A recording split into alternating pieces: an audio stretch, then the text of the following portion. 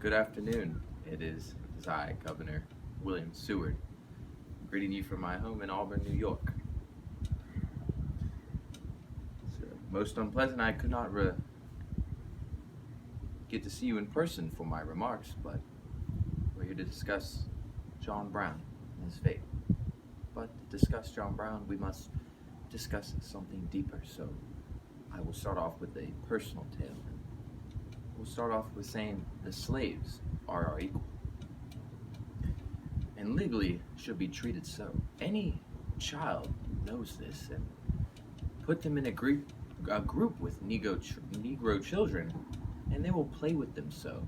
I would know, as I played with my father's slaves in my own childhood, and my friends, as I previously said, quote, never uttered an expression that could tend to make me think that the Negro was inferior to the white person. But we must do away with slavery peacefully. I know Giddings has accused me of the uprising in Harper's Ferry and in Kansas, but I am for the peaceful abolition of slavery, and this is the right way to rid ourselves of this pitiful institution that plagues our country. If we should want to keep up with other world powers like England and France, we must cleanse ourselves of the nasty institution of chattel slavery. Peaceful abolition is the best way to shoo away this problem. The North and the South should agree to pursue the, quote, gradual emancipation, end quote, of slaves. There is no need for secession or war. England, France, Russia, they did not need these things to rid themselves of their slaves. Why should we even contemplate such ideas? And I'll say it before and I'll say it again. I don't want the government to hold my hand. There is a higher law than the Constitution, and this higher law would want us to emancipate the slaves. Peaceful acquisition of new territories is the best way to expand our empire, and ridding ourselves of the slaves peacefully is the best way to advance our economy. Just because we want something does not mean we can just fight for it. For instance, I'm in the talk with Russia right now to acquire a vast territory of North America to expand our empire. But there's no need for war to expand our empire, for I to acquire this vast land. It is simply peaceful talks, and over time and through talking, not violence as John Brown wanted, but we shall rid the slaves and free them in that way.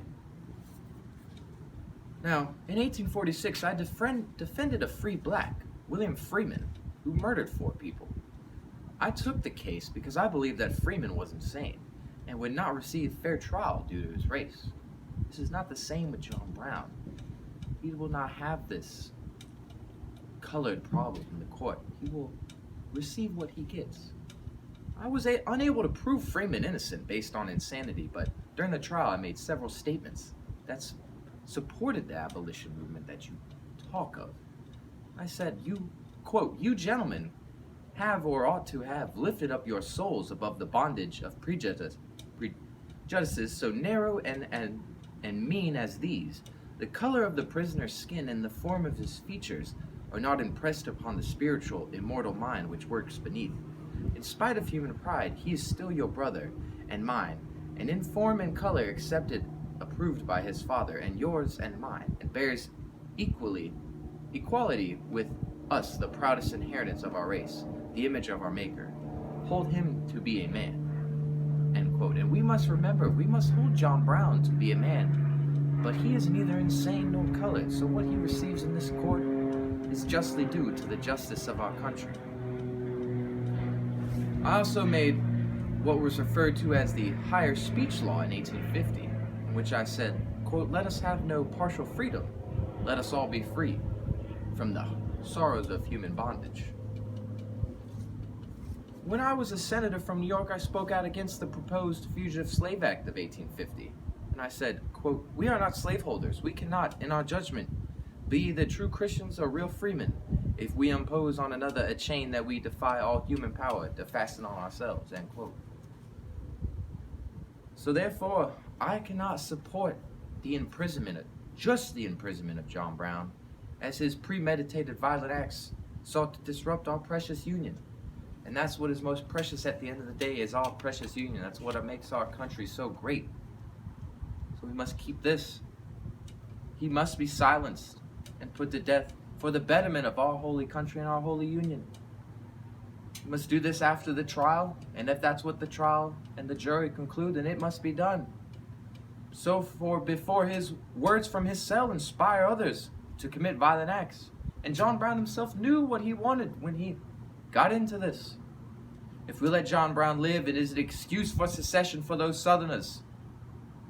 He must be punished to preserve the Union. All right, cut. Governor Wise, I encourage you to make your own decisions, and I will stand with whatever decisions you make on the case of John Brown.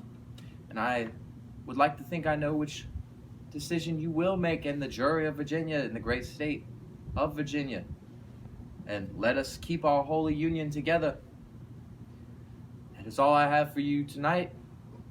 Coming to you from Albany, New York, William Seward thanks you for listening to his words. Good evening, all. Good.